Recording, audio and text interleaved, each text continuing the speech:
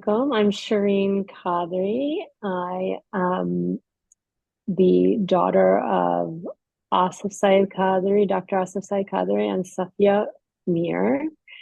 And I live in the United States. And I grew up I grew up here for most of my life. And I am excited to chat about anything you want to talk about our heritage and Moji Masala. Of course.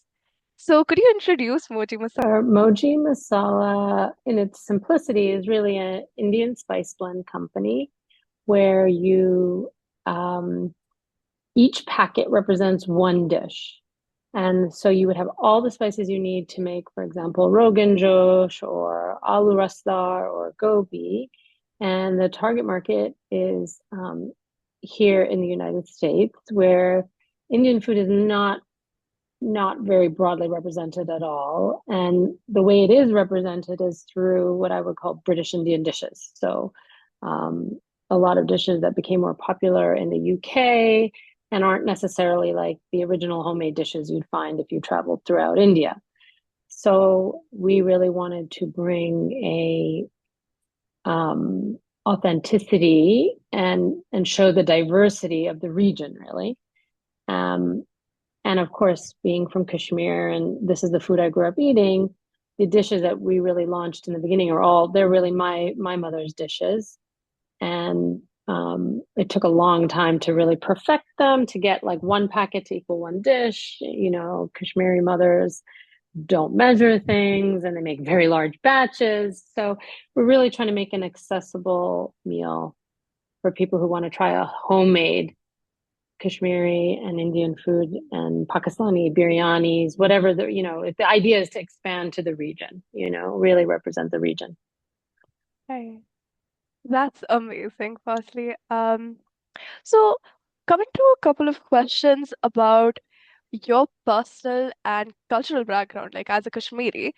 So how has being Kashmiri shaped your love for food, and how has that ultimately branched into being the root of your entrepreneurial journey?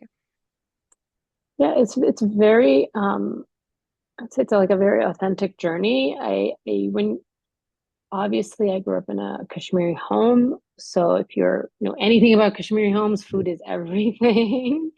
And my my mom really prepared, even though she lived in the States and a lot of the food was hard to find in the beginning, but we ate like a homemade Kashmiri meal every night. There was no like eating out that much. There was no my mom was not learning other dishes or easier dishes or anything like that. So I really grew up, and to me that was normal. But culturally here, people don't cook as much. People definitely don't cook with a lot of flavor. Um, in my opinion, the value around homemade food just is not as high.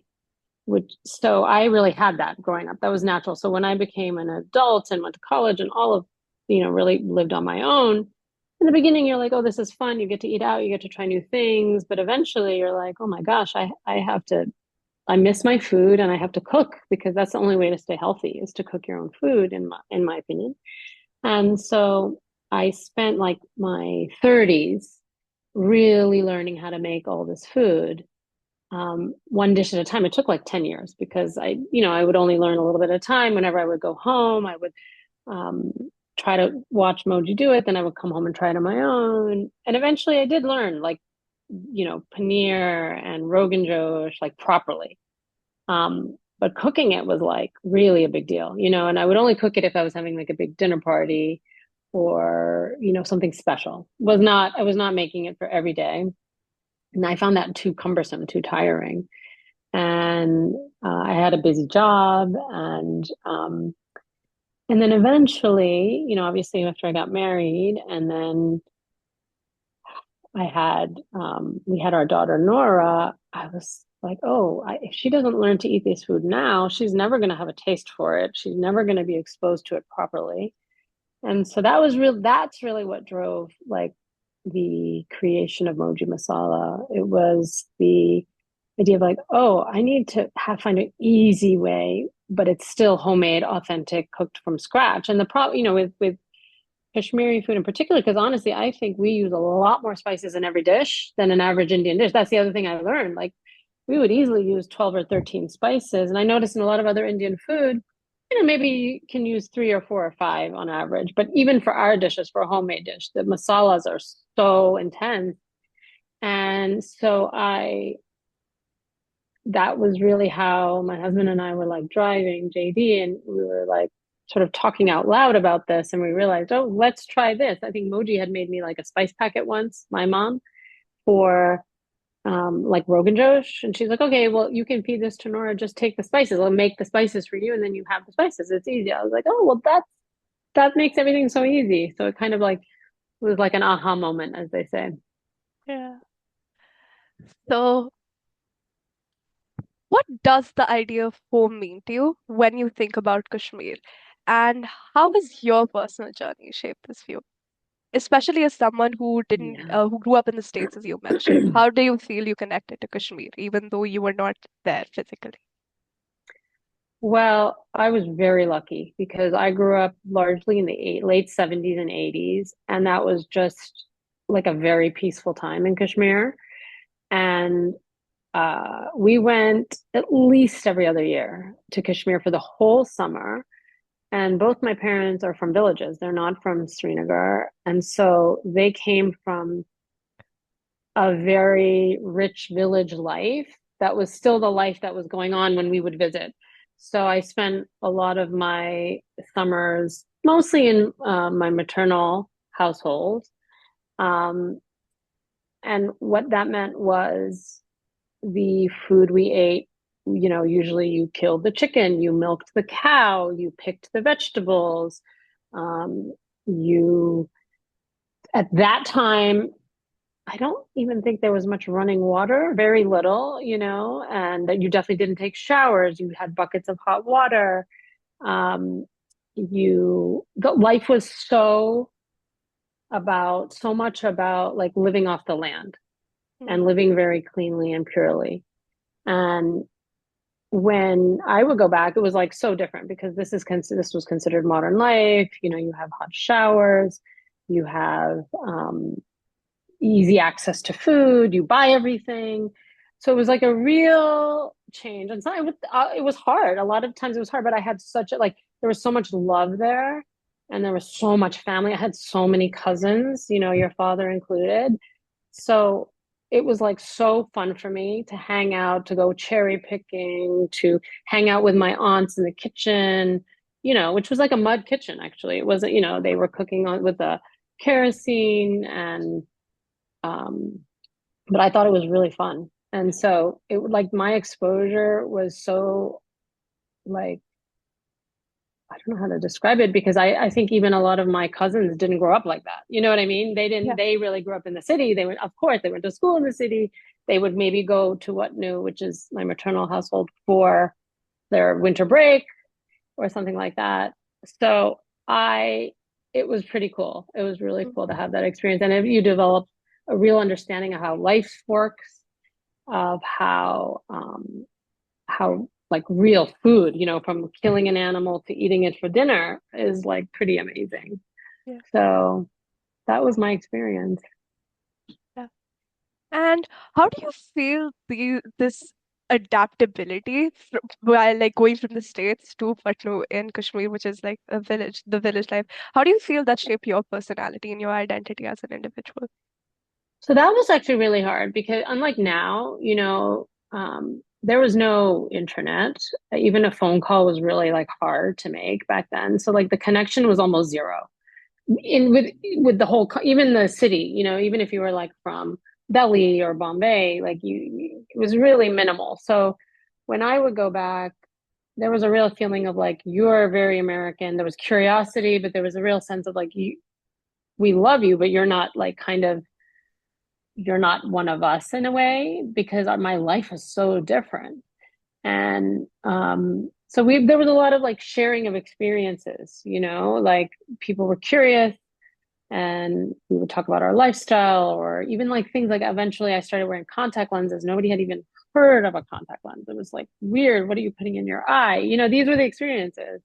Um, and and then just the clothes were different. I think even back then, like my cousins would be wearing, you know, shalwar kameez as their everyday clothes. Maybe they started wearing jeans and pants and stuff. So like it was really different. Like now, I think the kids who grew up in the 90s, for example, I don't think there was that much distinction. I think like if you went back, if you were like grew up in the 90s and you went to Kashmir or even the early 2000s, even though times are not good, but everyone had heard of everything. The internet was really by the late 90s taking off. People had access to more. So it was like going to a whole other world, which was kind of nice. But then sometimes it would make me feel very lonely. It was sort of like, well, where do I fit in? Because here I didn't fit in either. I was definitely like an immigrant family.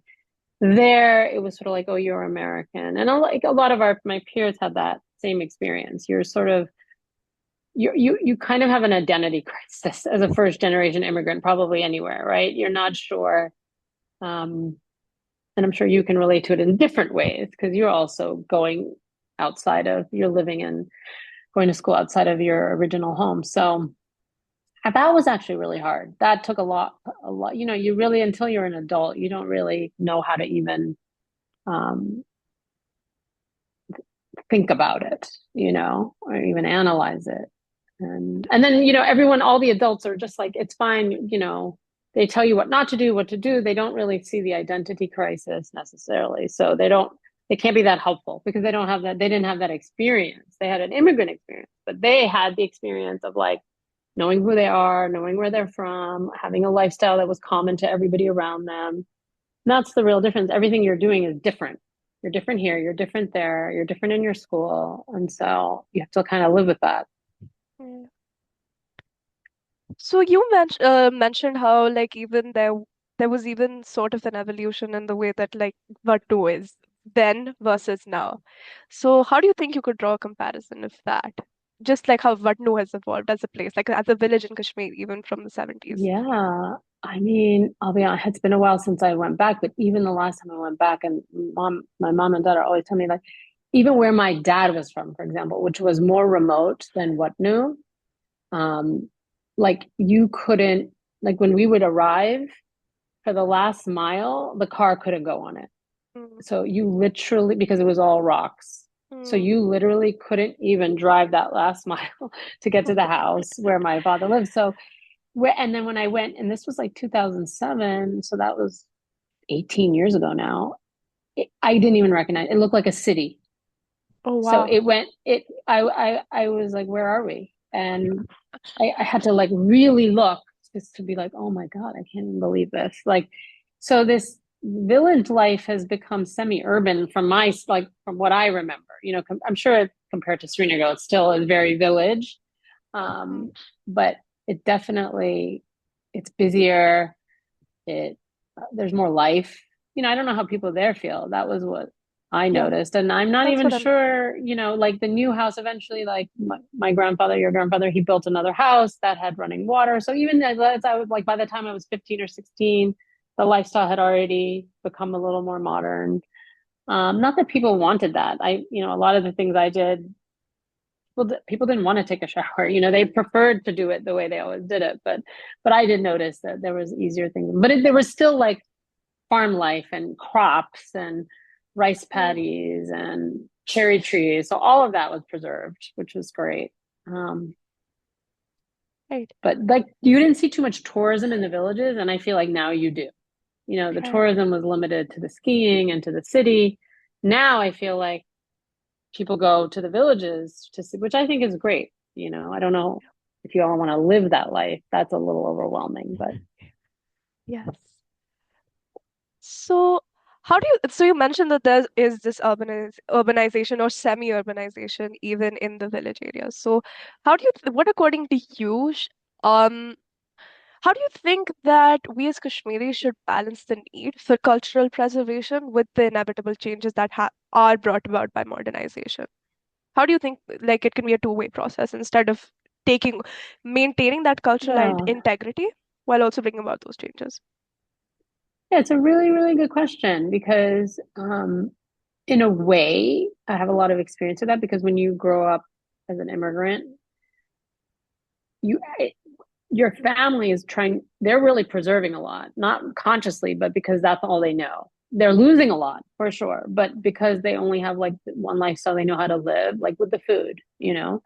Um, if you ask my dad, when he would go to his village, he liked seeing that progress because he had to walk miles to go to school, you know, in the winter. So when even like I know winter was off, but like as it was getting colder, he was walking there and walking back, you know, and sometimes without shoes.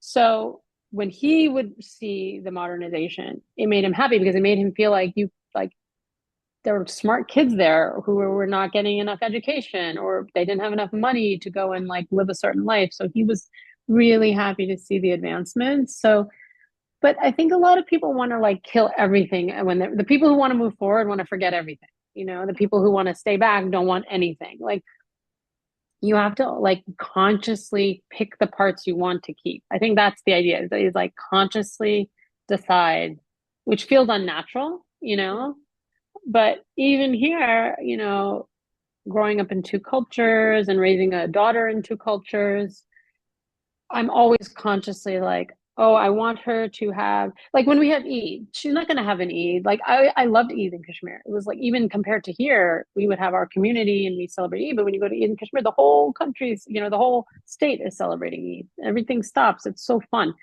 So you can't give a person that, right? But you try to create a mini version so she feels the excitement, you know? Right. So it's really about like making conscious decisions and then having um, behaviors that support that decision. And then you have to commit to them, you know? Like it would be some Eids is the middle of the week. I have to take her out of school. Although now in this country, Eid is becoming a school holiday for the most part, which is amazing. But you know, it was like missing school, driving to Maryland for a day because I couldn't stay if it was the middle of the week. You can't necessarily have her miss 2 days, you know, so you have to, it's like a pain, right? As opposed to Eid in Kashmir, it's like, no, you know, it's like Christmas here, everything stops. So, but you have to commit. You have to commit to the Definitely. things you care about, even because they're going to be harder, you know, they're going to be harder. And you have to sort of just, it has to be some consensus Right. about how your conscious consensus, you know. Otherwise, everything is lost and everyone just moves forward and then they don't realize what they've lost till it's, you know, too late. Right. So, what do you think are some of the most important aspects of Kashmiri culture um, that food can help preserve, or otherwise aspects of Kashmiri culture or arts that you feel should be preserved? Well, and I don't, people tell me it's not like this anymore, but the family unit in Kashmir, like I'm really even distinguishing it from Asia. Like a lot of Asian cultures have similar values. They love their food, they have strong family values. But I think because Kashmir is in the mountains and half the year it used to be freezing cold, like you couldn't, you know, it's very different than the rest of India, just its location and its weather. And I just, and people, and then like, especially when you come from village life, like you can't survive without depending on your community, you know? And even here, when my parents immigrated here, they built their Kashmiri community and then their Muslim community, and they survive with each other here, you know, because it's not just about like paying the bills and going to school and moving on. No, it's like community and it's about sharing your good fortunes too. There's such a strong sense of like, um, you want to help other people have good fortune if you have good fortune because that helps you keeps your community tight. It's sort of your responsibility. I think that's how the mentality that my parents grew up in and then they brought here. um and when things modernize, you tend to have more money, then you tend to live on your own, and then you don't need people as much, which again can be good. It's nice to have your own space. It's nice to not be, family homes are tough, you know, I think they're really tough to live in. But that's kind of what I mean about, okay, so now you're living on your own. Now you don't need people as much anymore, but you do need community. You won't realize it till it's too late, or when you're really in trouble and you really need help, like your community will be there for you. But if you don't kind of invest in maintaining a community, so that to me was like a very natural Kashmiri thing, that's just part of the DNA. And then the food is like amazing because the food would connect me to like other cultures, like through friendships. Like my friends always loved coming and eating in our house, even if they had never had anything ethnic in their life, never eaten spicy food. Like it sort of became like a home where the food was always so good. So, and that is the power of food, and that is the power of community. It helps you. Your community can be then part of another community. So, and to me, those are very Kashmiri values. So circling back to Moji Masala and its journey, what inspired you to create Moji Masala? I mean, you mentioned before that how the idea struck, but what do you feel is your inspiration for this? Yeah, it's funny because then when you start something, you get a nice inspiration and then you start it, but then guess what? It's so hard. Mm. It's so, so hard. So your inspiration has to like keep evolving a little bit because then you start to do something in a business as an entrepreneur and then you really start to see, oh, you think it's going to be this and it's not, but then someone then likes this. And then so you're constantly changing and iterating. And then if you can get very stuck if you don't have inspiration, like you have to remind yourself why you did it originally, but also it's so interesting. We thought, okay, we're making it easy to cook the food. Now people will make it because people love the food. When we really started like going to the grocery stores, doing the demos and talking to people, it was very apparent to us that people don't cook. It sounds crazy, but like cooking is not integrated into their like daily life in a way that is natural for a lot of people. Not everybody, a lot of people.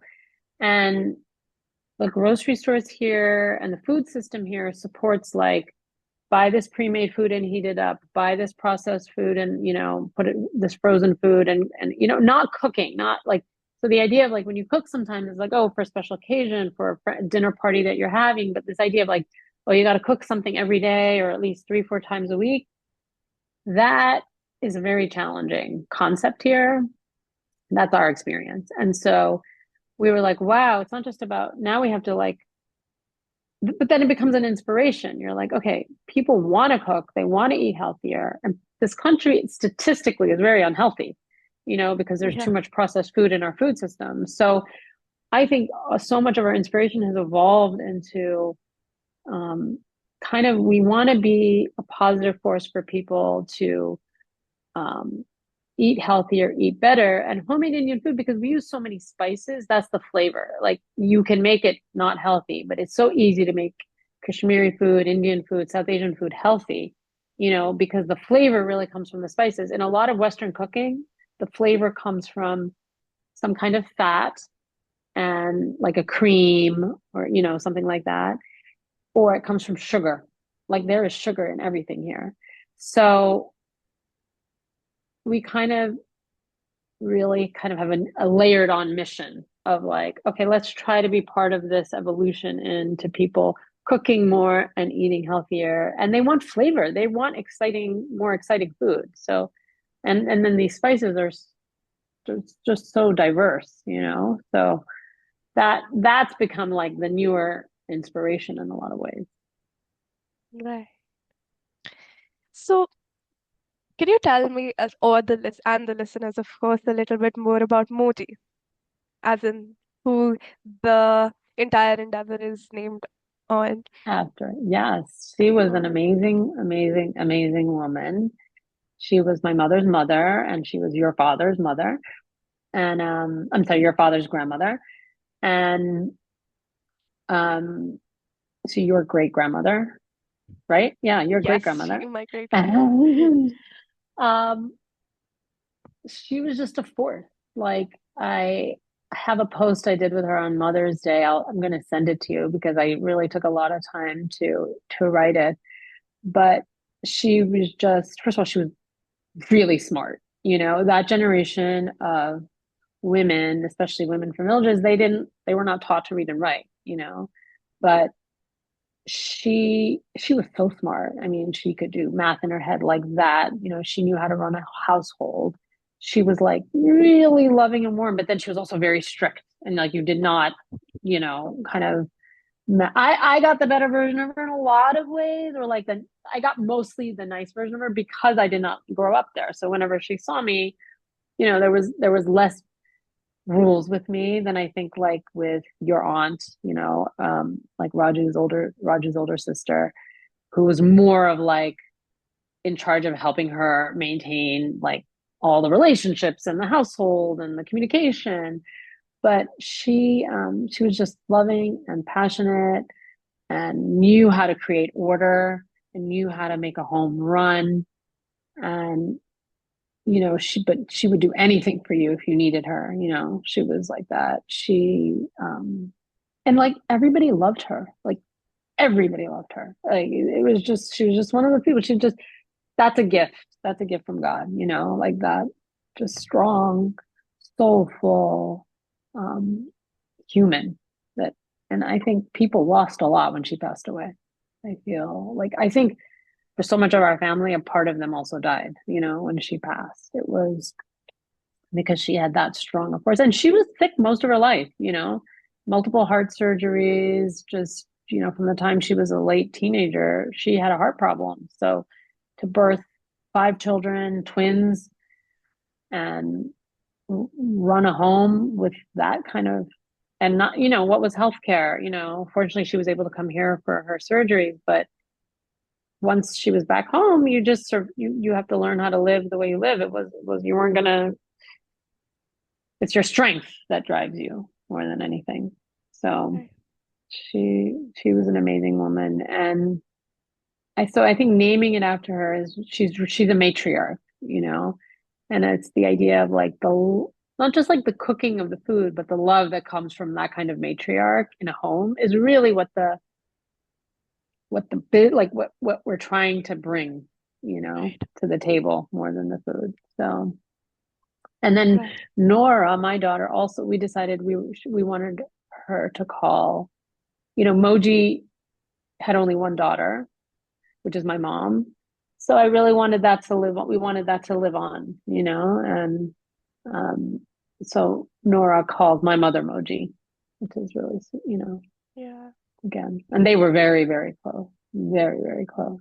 So. That's wonderful story. So coming back to Moji Masala again, what challenges did you face? So you mentioned a little bit earlier that it was tough, of course, starting off this entire endeavor, but what challenges did you face in making Kashmiri cuisine and spices accessible to an international audience? Of course, you mentioned how cooking isn't inherently a part of the entire culture of Yeah. the way that they live.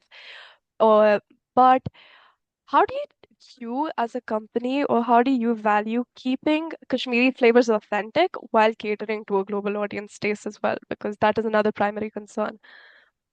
Yeah, I mean, you're asking the right questions because it's so hard and we continue to make hard decisions, honestly. So, like, what is working well? People do like the flavors, but there are a lot of our competition, for example, will be like shelf, like a dal that is shelf stable in a bag. I mean, if you can only imagine, like, or what they call simmer sauces. Like, so imagine you make just the curry part and you put it in a jar with a lot of salt and then it's shelf stable. Like, and Oh. then someone just like, I know it's really kind of gross, honestly. And then someone just like chops up some chicken and like pours it in and then heats it up to make like Rogan Josh or something, you know?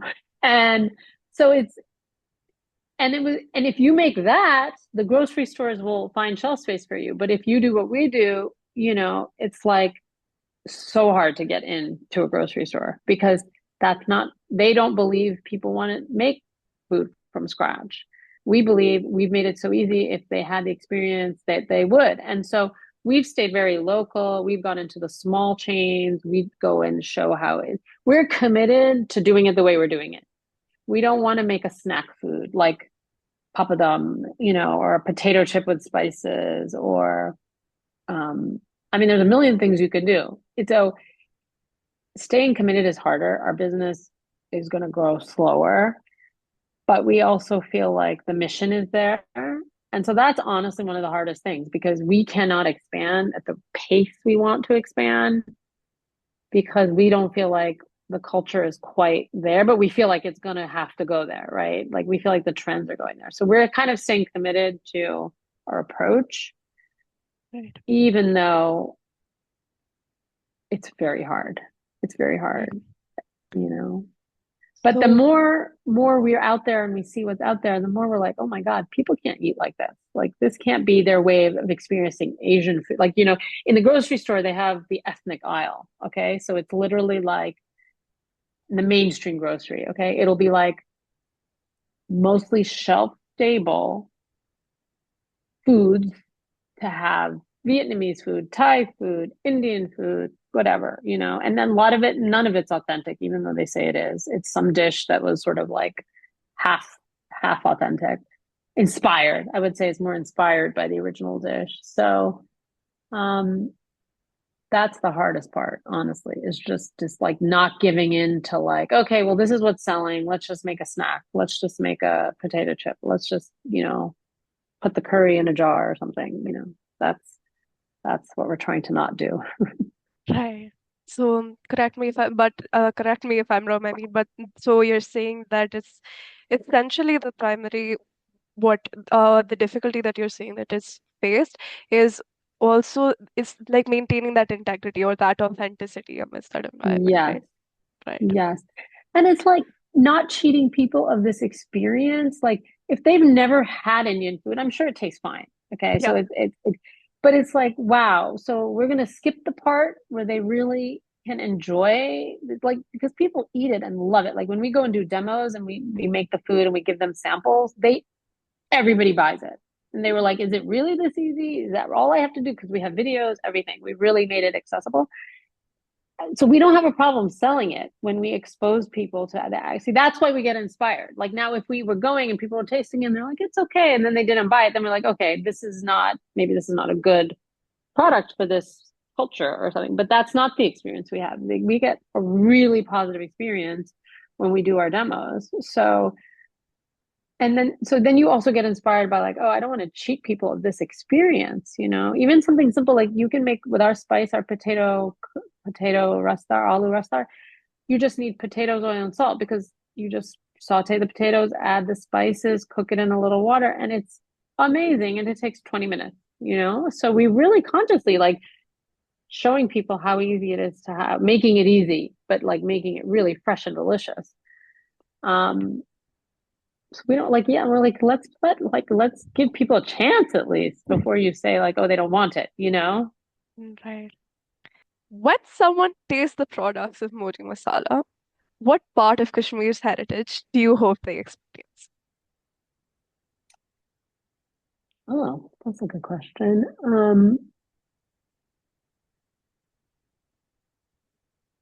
So like one of the things like Rogan Josh is a good example. Rogan Josh is a very Kashmiri dish. It has a very specific spice blend. Even when I have made it for friends of mine who are from India and they eat it, they feel like they have never eaten anything like that. Like so like that dish in particular. And like what does it mean when do you make a Rogan Josh? You make it like you invite people over. You're rarely making Rogan Josh for like your like, you know, and it's this idea of like the food is naturally communal. Like, let's say you're like, oh, this is what we're gonna have for dinner, and then somebody is over. It's very easy to say stay for dinner. It's not like you're not gonna have enough food. There's always food to share. It's not that's the idea. It's not just cooking the food. It's it's like you eat this food and you want to sit around a table with your friends and your family and enjoy and share and have an experience like that.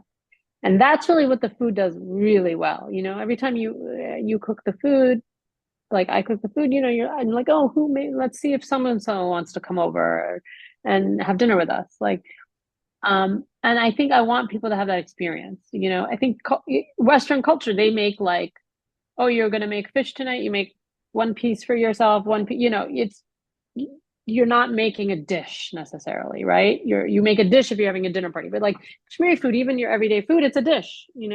So you can always share it. You can have leftovers, or you can invite someone over. So that is a part of the culture. That is another inspiration, actually, is really the communal aspect of the food. And the Rogan Josh, just like for me, like really represents that. It's so, because we also have dal, and yes, there's certain dals that are very Kashmiri. The Kashmiri paneer is made in a tomato sauce, which is pretty. I mean, you would know better, but like I've never really seen that outside of Kashmir. Paneer is usually used like in saag Mm, or other dishes. right, And so um, that is really what I like. The excitement of just bringing people together is a big part of what we want people to experience. right.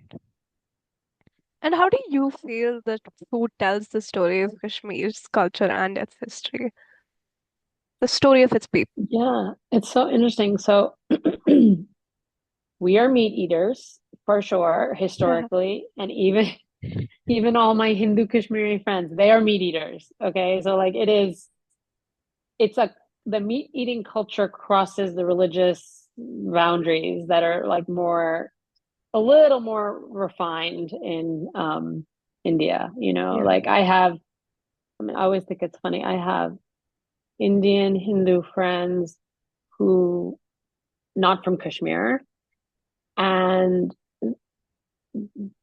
one month they're not eating meat, they're not eating eggs, and then the next month they're eating chicken. I'm like, I don't know what's going on here. Like, there's more struggle, with like their vegetarianism, I would say. Whereas I feel like Kashmiri, Hindus, Muslims, Sikh, whatever, like my experience, I could be wrong because everybody, at least back then, ate meat, and meat is like really and it's also colder in Kashmir. It's like the weather is so different. So we eat warming food, much more warming foods. Like I think in the rest of India, you got to eat foods that cool you down for most of the year. So our foods I think that's why we have so many spices. Like we have meat.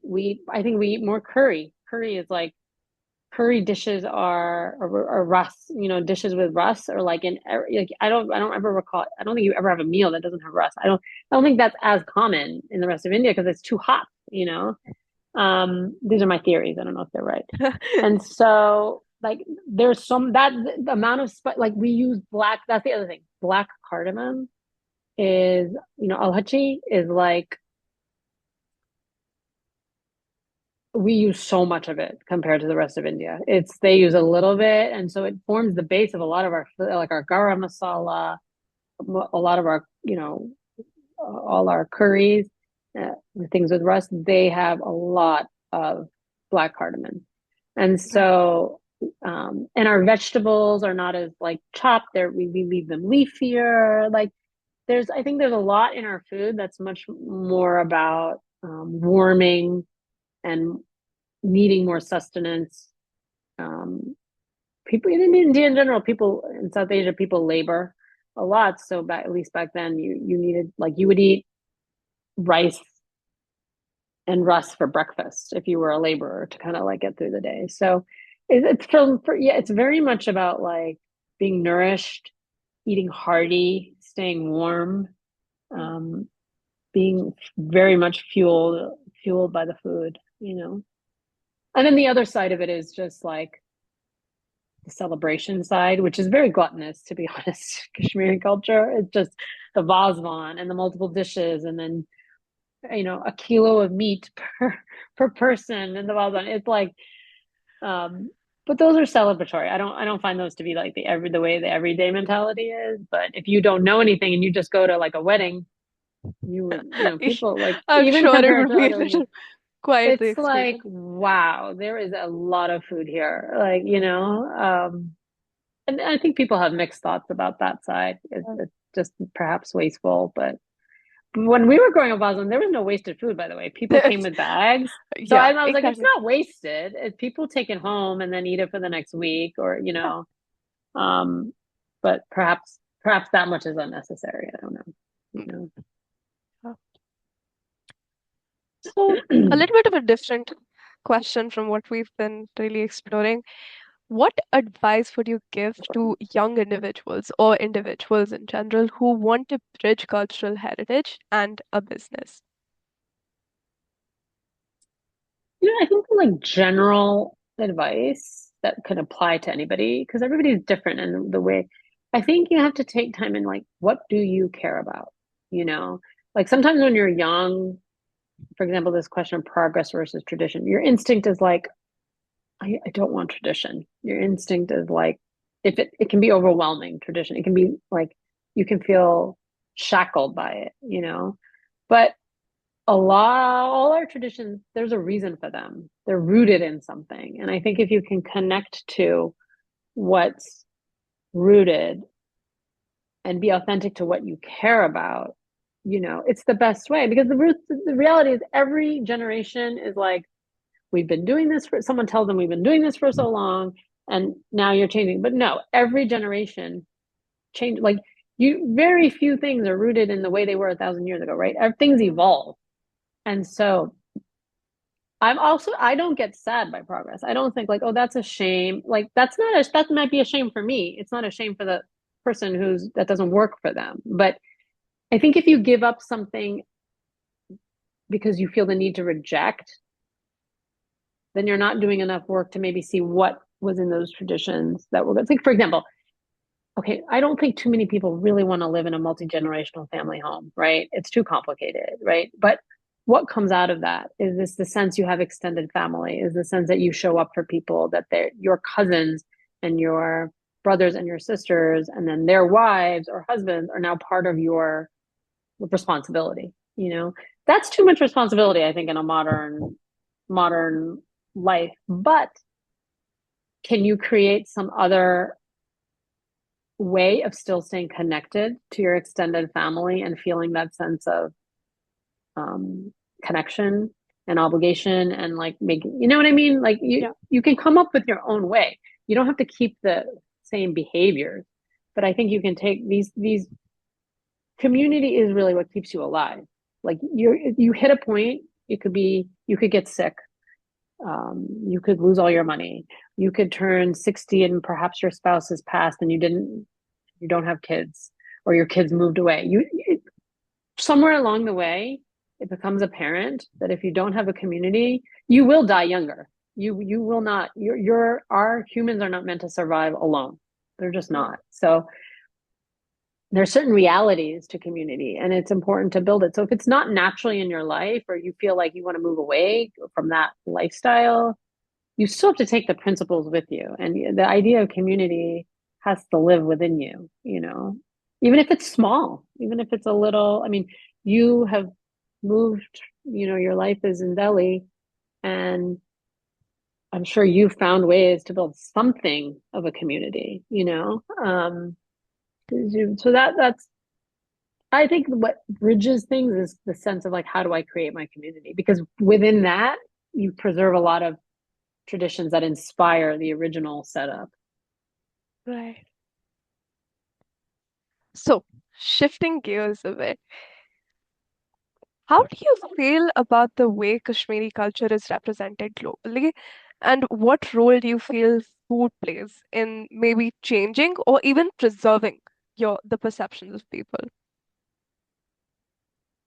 You know, growing up here, most people either didn't know where Kashmir was, or they knew it only in the context of the politics of like, oh, that's a troubled area. Yeah. So, and then the food was like, oh, okay, this is what it is. It was a way to humanize it. Um, Yeah. I honestly, I feel very my feeling in general is like people don't know, especially now. Like I feel like when I was growing up, because the politics were more in the news. But now I don't know. I don't know if I can answer that question because I don't really know what people think about it or what they know about it. Or I think if I say it now, like we're in my daughter's school community, I'm not sure most people would even have a thought. Like, there's so much disconnection, and people are not that globally aware in this country, Right. to be honest. So, but all I know is the food is a wonderful way in to the culture for sure, Yeah. 100%. I think it's the best way into any culture because it crosses like all the people you don't like, you can all still like the same food, Mm. if it's good. So, if people don't get along, they can agree on some kind of food, I bet. You know what I mean? So, um, you know, Yes, that's my thing. get that. And what do you think are the advantages or possibly disadvantages of sharing the Kashmiri culture with a global audience? I think there's only advantages. I think it has so much to offer, and um, it's a unique. It's geographically a very unique place to start. Just being in the mountains, bordering so many countries. It's been an area that has been like it's been an entry point, for thousands of years for people trying to rule. So it's been Buddhist, it's been Muslim, it's been Hindu. It's one of the things I feel like Kashmiris are is they have a lot. You know, Again, it's a generalization, but I think historically as a culture they've been flexible, right? Like they they roll with the winds of change a little bit because they've had no choice. And sometimes in the moment it looks like, oh, maybe they're passive about it. I don't know what the right word is. Things are so different now, but I think I think they are survivors, you know. I think Kashmiris are naturally like it's in their genetic code to sort of be survivors. If you think of all the trauma and I think a lot of that is because of the geography, literally where it is. So I feel like there's a lot there to share, True. with other cultures. I do think there's a lot there to share, and then it's just so beautiful. But I think Yeah. people know that. That is one thing people know. Yeah, I do agree. Yeah. So, what is your all-time favorite Kashmiri dish to cook and why? To cook, oh gosh. Well, in the beginning, my favorite dish to cook were the ones I missed the most. So I, growing up, salmon was my favorite dish. Um, and like so many kids, I think like salmon is their favorite dish. So like that was the one I loved to cook. And then like Rogan Josh, it wasn't like every day, but like I really crave that sometimes.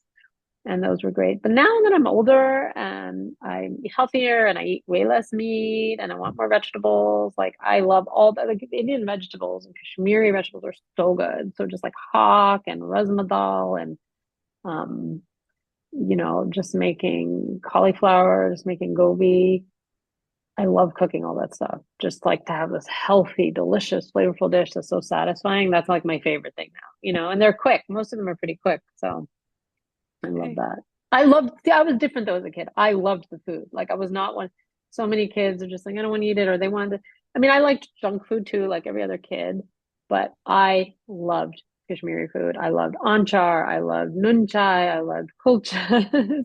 I mean, I loved eating. When we would go back to Kashmir, I ate everybody will tell you, I'm sure. Like I loved the food. I loved, you know, your dad was eating like, like and I was eating like the curry. It was like that kind of like, like all my cousins were just like not interested in the food and I was eating everything. So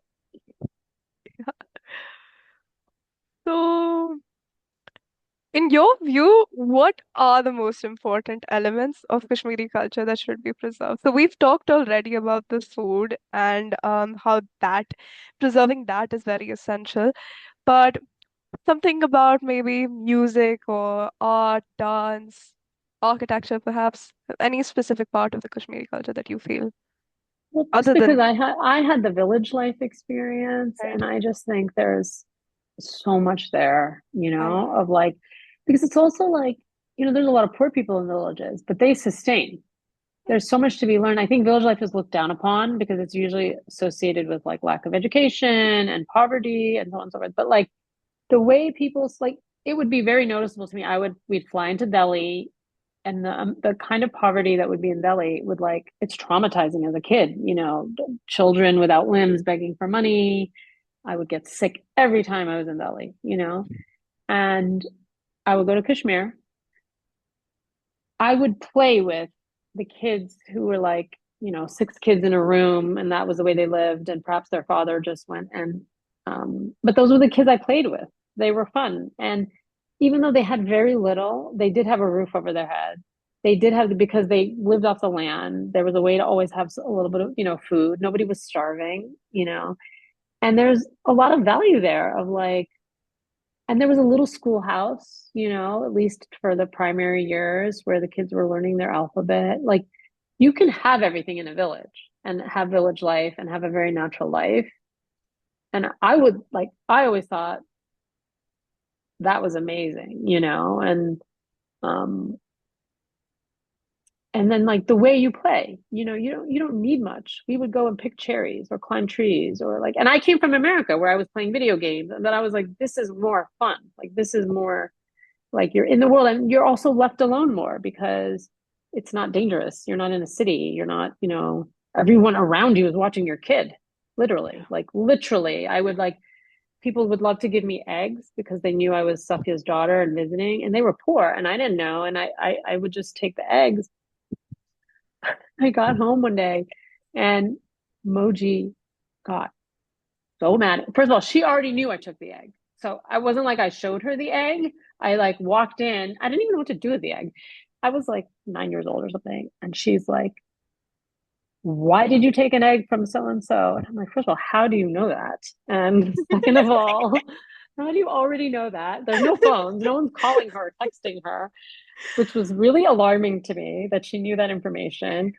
And so, and second of all, I was like, what was I supposed to do? Like, they wanted to give me an egg. I didn't really want the egg, and it was just sort of like, okay, wow, they don't have much, but they wanted to give me something Yeah. that was one of the lessons I took. And also like the community is always eyes, all eyes are always on there. So those are great things. We all need more of that in our life. Like, now you need to run to the drugstore if you're at the playground, you can't go.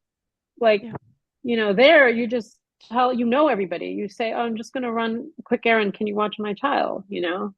Like that. So Right. that you need to preserve that. You need to preserve that sense. It goes back to community. Definitely. So I had a little bit of a rapid fire prepared for the interview just to divert to in the middle. All right.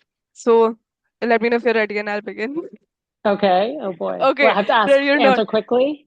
Yeah. Or like in just in you can explain and elaborate, please. But I will just like read it out really quickly. Favorite spice, if you had to choose one, what would it be?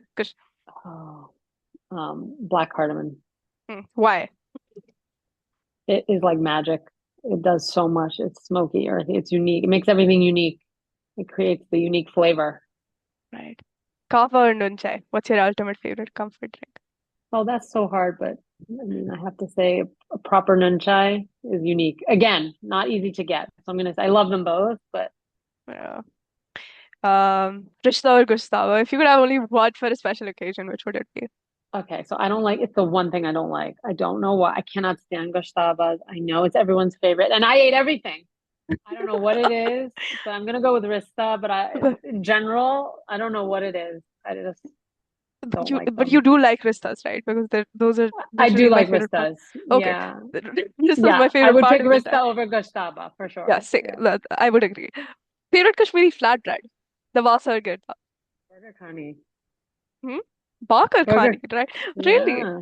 Oh my Oh, God, what a treat! All the yeah, true. layers and the Yeah. seeds, and I mean, kulcha is so okay. I can't live without kulcha, right? But Mhm. it like my favorite treat is a burger honey. But if I only had one and I had to survive, I would say kulcha. But Islamabad kulchas, I don't know. Right, They're like they break more easily. right. Since I've just covered the topic of flatbreads, I mean, I realized we hadn't really visited this even when we were talking about cuisine. How do you feel like the Kashmiri flatbreads contribute to the entire like fabric of like the cultural identity and also especially the culinary identity? It's so funny. We like. I don't know if it's just my house or my parents' generation, but we, first of all, we ate rice. Like we did not Right. do rotis or naan or mom knows how to make them, but like I never saw her making them. And like I tried so hard to make them and I'm really bad at it. Like I just do not like I don't know what's going on. I waste so much flour trying to make roti. So, but our like flatbreads that we have like for breakfast or tea time, like those are though I don't think those have extended past the borders. You know what I mean? Like they're not known in any way. To my knowledge, I don't know now, it might be different, but they were very unique. They're awesome. Like I feel like they would do, especially kulcha is unique. Kulchas are Yeah. very unique, kind of they're not flatbread, I guess, in that definition, but they're a very unique bread. I think burger connies would be like amazing, you know. Yeah. But like that's the one area I can't add to because I really don't know how to make them. I would love to learn. Like I would love to go there and have someone really teach me all this properly Can't blame because you. they would do so well. They would do Yeah. so well. So True. or Makai Watch. That was never one of my favorites. My mom loves that, um Hmm. but they would do well, I think. Yeah. So beyond food, how do you see Moji Masala contributing to the preservation of Kashmiri culture and identity? Or in a way, serving as a bridge? You know what's funny? I'm like, I kind of like the food because I think when you say Kashmir, it just brings up so many emotions, so many thoughts. It brings up conflict, you know, and I'm like, my way of avoiding all that is the food, you know, like I wish there were more humanity around, you know, what the people have gone through. Um, and my hope is that like the food just helps you be a little bit more attentive to the other stuff in a way that makes you more um, Agreed. kind.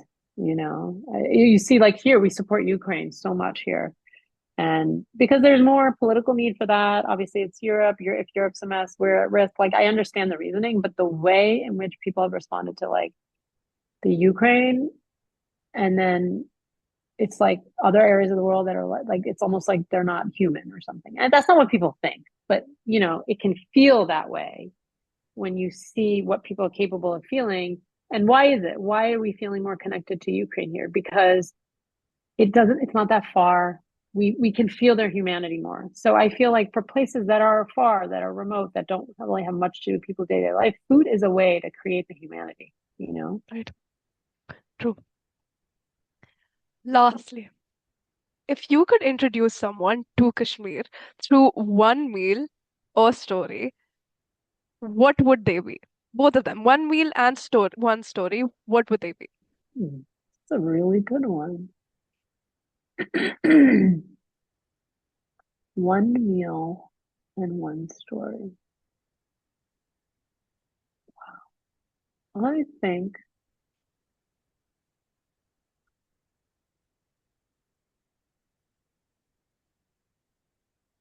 I would